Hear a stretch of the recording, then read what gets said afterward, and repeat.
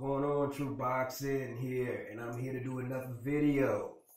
I wasn't going to do a prediction video, but I might as well because, everybody's doing them and I need to do them. And I'm going to express my opinion about Zab Judah and the Garcia fight that's happening. First of all, I don't believe Zab Judah is the same fighter. He is not the same fighter. I believe Zab Judah, Zab Judah is one of those fighters where everybody has such a high expectation for him, and he's an underachiever. He's like Grant Hill of boxing. It's like all this talent, but he just Grant Hill keep getting hurt. But with Zab, it's just he keeps falling short when it comes time to fight bigger fighters, or to perform on a great stage. First of all, let's look at Zab's last fight against Vernon Paris. Now, Vernon Paris is from my city. I don't know him personally, but I know a friend that knows him personally. And this is personal information that I got from my boy that knows him, that tells me that what Angel was saying about Vernon was true. Vernon only sparred one time with a southpaw in Kalamazoo, Michigan for the Zab Judah fight. He only sparred one southpaw. He was in Kalamazoo, Michigan. He was out of shape. He wasn't in any type of shape for that fight, which is his fault, but he wasn't in any type of shape. So Angel Garcia was telling it for what it was. You beat a guy that wasn't even really in shape. We know what it is. And from a source of mine, that happens to be true. And see, I'm one of those people who believe the truth hurts more than any lie could ever hurt. That's why nobody tells the truth. That's why the truth is dangerous. Because sometimes the truth is harsh, sometimes it's hurtful, and sometimes it causes rage. And the reality is, I have to agree with Andrew Garcia, the truth is, Zab Judah is a 4-round fighter. Zab Judah only does well in the distance if he is controlling the pace. If Zab Judah cannot control the pace of the fight, he will gas out. And what do you need history to show for me to prove this? He couldn't control the pace with Khan. He was burning out. He couldn't control the pace with Floyd. That's why he resorted to the low blow. He couldn't control the pace with Cotto, even though Cotto did go low, but he couldn't control it.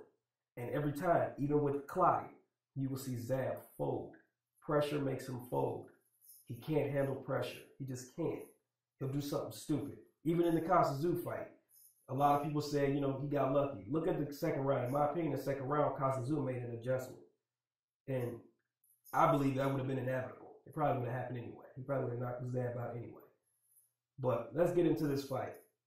I see Danny Garcia being a very dangerous fight for Zab Judah at this point in his career. Just pay attention. I just recently watched today the Amir Khan and Zab Judah fight on YouTube. Shout out to YouTube for that.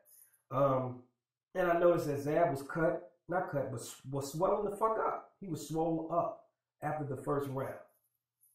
Now, Khan's not that accurate of a puncher. He's actually decent, but he's not that accurate of a puncher. He doesn't hit that hard, but his face was destroyed after one round. He wanted to get out of that fight because he saw the speed that those punches were coming, and he didn't like it. It made him it made him uncomfortable. Zab quit that fight, just like he quit against Mayweather.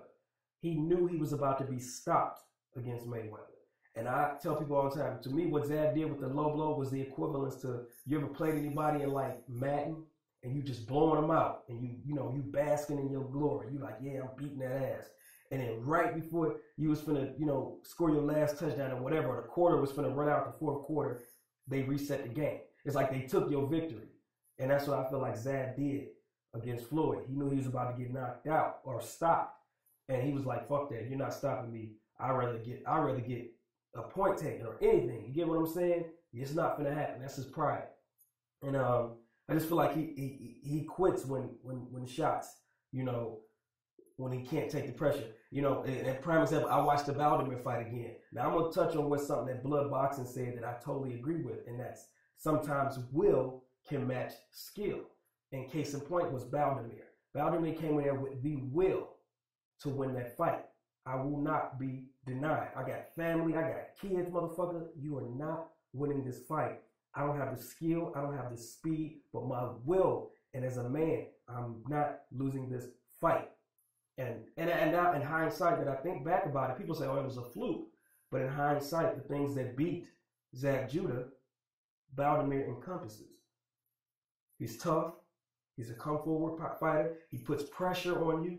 He has the will to keep going, and he smothers and crowds your space. All of those things give Zab problems. Zab is mentally not a strong fighter. You put pressure on him and he folds. So now in hindsight, I can see how a fighter like Baldomir beat Zab Judah. I can see it. It's obvious to me. But, you know, let's give Zab, before you say I'm Zab bashing, let me just jump on and say what Zab does well. Zab has an excellent left hook. I mean, not left hook, but left uppercut. But it's starting to slow down and people are starting to see it coming. Zab Judah can box, and he's a southpaw. He's awkward. He has good power. Good power. Not excellent, not great. Very good power. Speed has diminished. He has a good boxing IQ, has a good pedigree. Is a veteran. He's an intelligent fighter. But mentally, he's not always there. The thing I see with Garcia is one of those fighters that's not a special fighter at all. He's ordinary. If this was the the DC Comics universe, you know who Garcia would be? Fucking be Batman.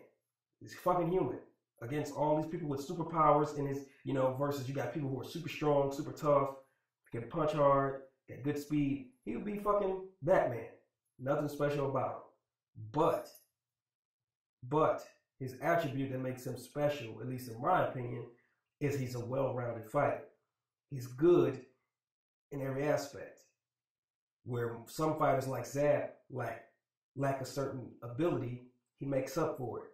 And that can be very dangerous with a fighter. A fighter that has good power in his left hand, good power in his right hand, can switch up, can remain calm, has good defense, good accuracy, can go to the body. Those things to me are dangerous, which makes him and a fighter like Bradley. I put them in the same class. Two fighters that are skill-wise are average. They do nothing great, but they can give you problems because they do so much good. They're so good in so many areas that they can give you problems. But let me get back to this fight. Zab Judah, I see him being too old in this fight. Garcia's young. He doesn't have any wear and tear on him like Zab Judah does. I see it being competitive. Let me say this about Zab. People say Zab only has one gear and he has to start fast. Fast. He can't start slow. If he starts slow, he'll get beat up. He'll get timed and beat up. He has to start one gear quick. He has to basically try to blitz you. That's all he can. That's all he's good at. And I see this fight. I see him doing that the first 3 or 4 rounds. I don't think his hand speed is faster than Khan's. I believe it's going to bother Garcia for a couple of rounds, but I see the pressure and the amount of pressure and pace that Zab has to set to keep Garcia at bay. He will not be able to keep up for 12 rounds. And that's the issue. If this fight was a 4-round fight, I say Zab all the way. But the fact is, it's a 12-round championship bout, and Zab is going to have to keep up a pressure and a pace that he is not going to be able to. And I truly believe, this is to piggyback off Ashy Knuckles, Garcia is the type of fighter that he can hit you and hurt you and make you fight the remainder of the fight hurt. And I believe that he's going to hurt Zab Judah.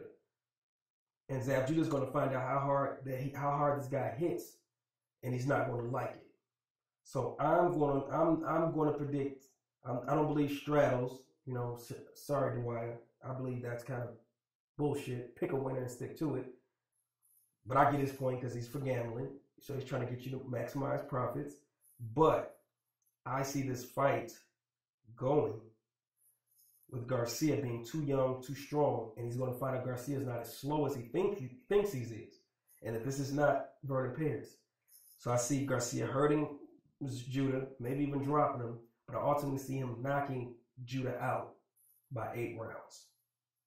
So that's my prediction. Garcia in 8. Zab, his career is done, in my opinion. It's been done. It's true boxing.